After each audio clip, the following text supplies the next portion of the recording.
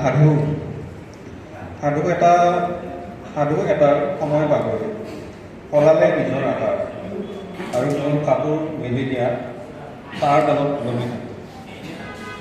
মই মাটিলৈ চাই কঁপি থাকিলোঁ সাধুটোৰ কঁপনিটোৰ দৰে। বন মানুহ এটাই সাধুটো টানি ধৰিলোঁ, আনফালে টানিছোঁ মই।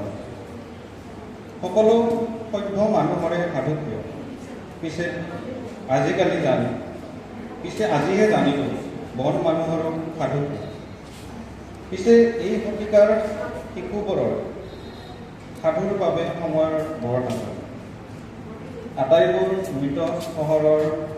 মৃত নগৰৰ অলিয়ে গলিয়ে সাধু কৰে অনাথ শিশুৰ দৰে কান্দি আছে।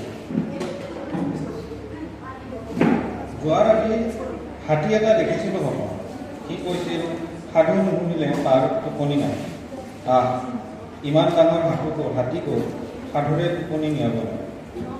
আজিকালি মানুহে সাধু নুশুনে, সেইবাবে ৰাতি হৈ পৰে নিশাচৰ। কাৰণ সাধুৱে আমাক সভ্য কৰি ৰাখে।